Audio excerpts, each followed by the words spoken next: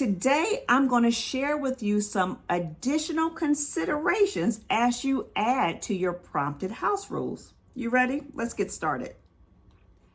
As we go through these considerations, I want you to keep in mind that I am a host that shares her home with her guests. Okay, so some of these things are very specific to that. If you have, if you're renting out an entire home and you're not there, some of these things will not apply to you. A lot of these things that I'm going to discuss with you will, though. So let's start with what's at the top. We're going to go broad, then we're going to narrow it down.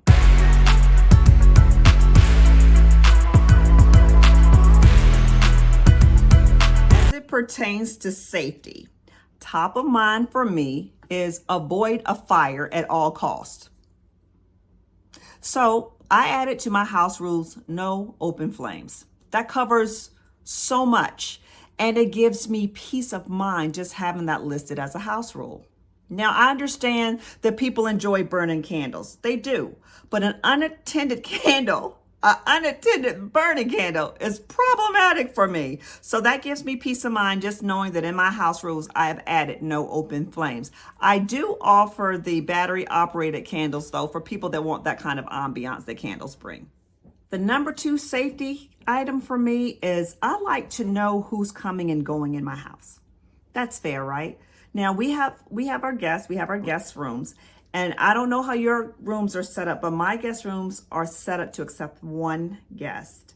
So I added to my house rules, no overnight guests. Just make it plain from the beginning that this is your room, you're the person on this reservation, and you're the only person that's going to sleep in this room. The second part of that is that I like to know, again, who's coming and going. So if you're going to have a guest come through, somebody that visits you during the day, I just ask to be made aware of it so I can let others know that are in the home. And they're like, who's this stranger in the house? No, we don't. We're going to know. We're going to communicate.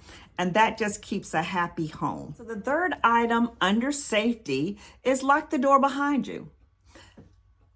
And I stress that because nobody wants to wake up 6 o'clock in the morning on their way to work and the door's been unlocked all night. That's uncomfortable for anybody. So always lock the door behind you. That's a simple one. So for safety, we have no open flames. We have no overnight guests.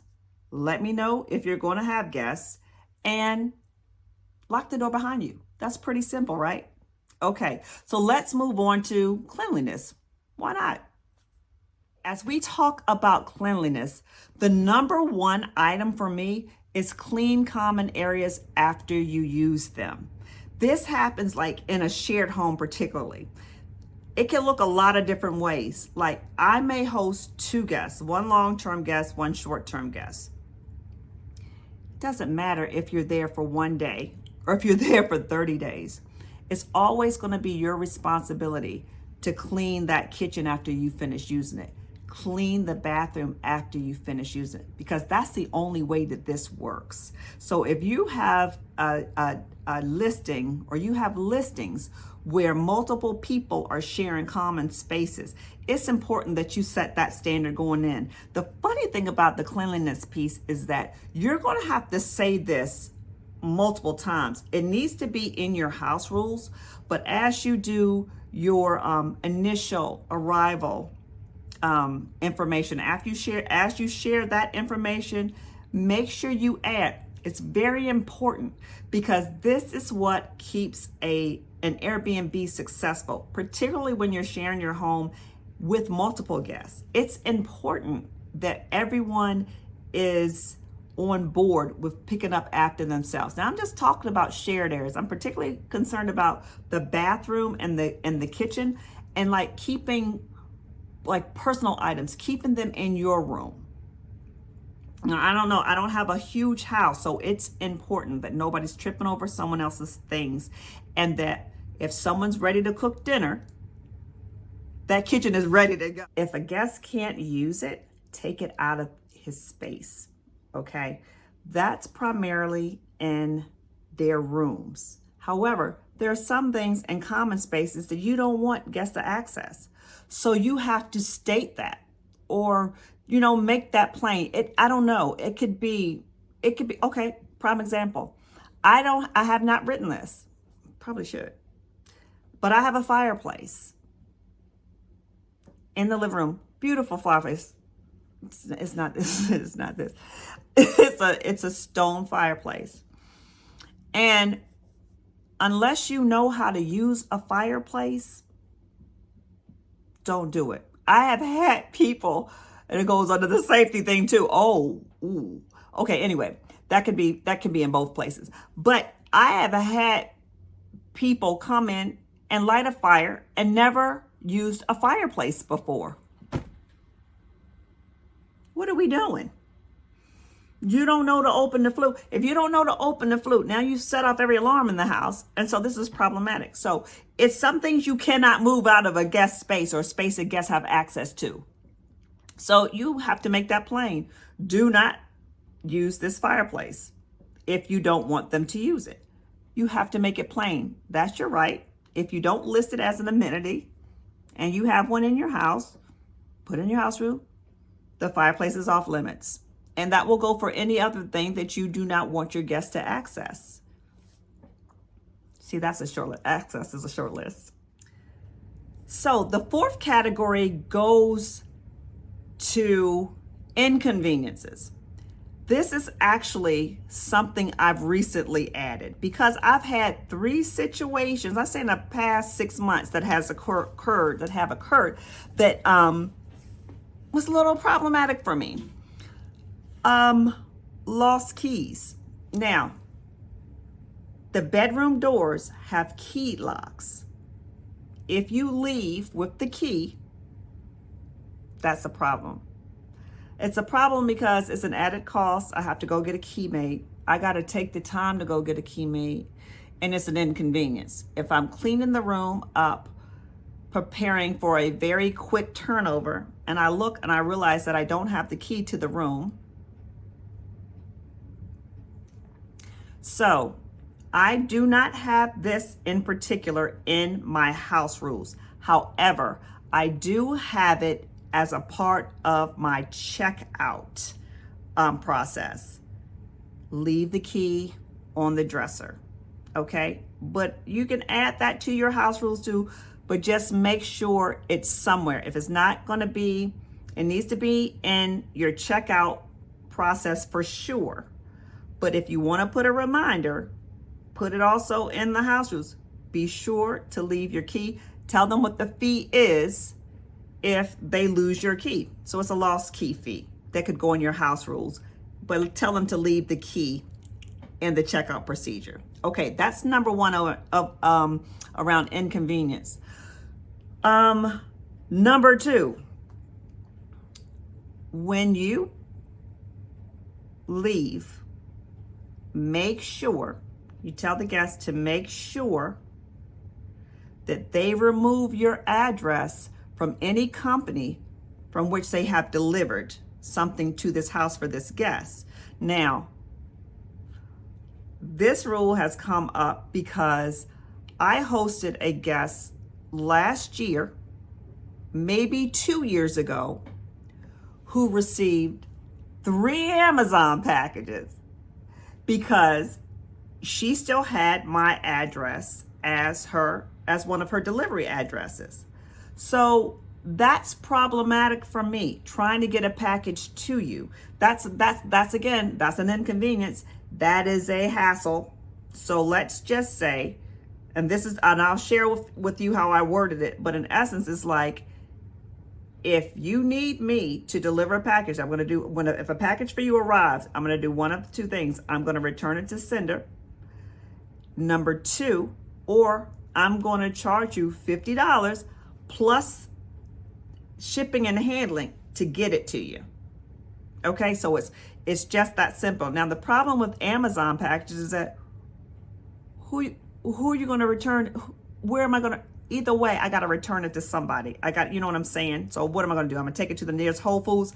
I don't really have that answer right now. So I just make it plain. This I did put in my house rules. I made it plain that if you get a package here and you want me to send you that package, it's going to be $50 off the top, and then it's going to be the cost of the postage, whatever that looks like.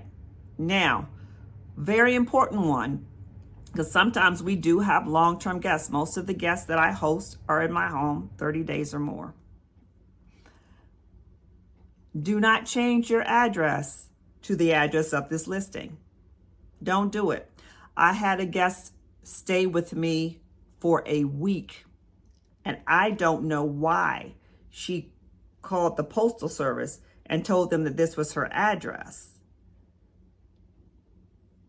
But I promise you, I'm still getting mail from her. Return to sender. Return to sender. That's all I can do. And I told her, I did contact her at one point and say, listen, I don't even know why this even is happening, but so again, it's inconvenient.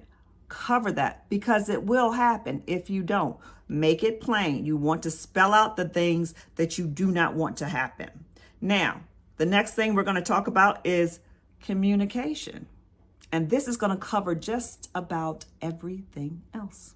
The final considerations pertain to communication. Now, this is a cover yourself category. What do I mean by that? We're trying to make sure that our guests have an enjoyable stay, right? We want to make sure everything goes as well as possible for your guests when they are at your home. So it reads like this, and it's very simple. If you have any issues or concerns, let me know so that I can fix them. You cannot fix what you are not made aware of. Communication. The second part of that is please confirm that you have read and you understand the house rules when you request a reservation. Many times, someone will still request a reservation and they have not confirmed that they read the house rules. So that's when I go back and say, thank you, XYZ, you get the information that I need. And please go back and read the house rules and confirm that you've read and you understand them. And I will accept your reservation. You want to make sure that every reservation goes as well as it possibly can. Communication is such a big part of that. Making sure that you're on the same page going in. That's very, very important. So if you add these house rules or add the ones that cause you anxiety or concern, just make sure you cover so that when you're hosting, you can rest. You can feel comfortable that these are covered. These are the expectations. And, but come on now, we're not going to be petty about things, don't open this door this way. If you get fingerprints on my windows, wipe them off. We're not going to, we might not want to do that. But anyway, I hope this video was helpful. And if it was, please give me a thumbs up. Please share the video because hosts need this information. We really need to get the information out ahead of time before they get started. So they're not, 3 years in saying, I really need to add a new house rule about this. It's already there. Just go ahead and add it and please share it. And if you like the information that I share with you today, subscribe to the channel. There's more to come. And if you're just new, you just fell upon this today, hey, you ever think about hosting on Airbnb? I can help you get started. Just use that QR code right there and we can get this party started. So thank you so much for watching, and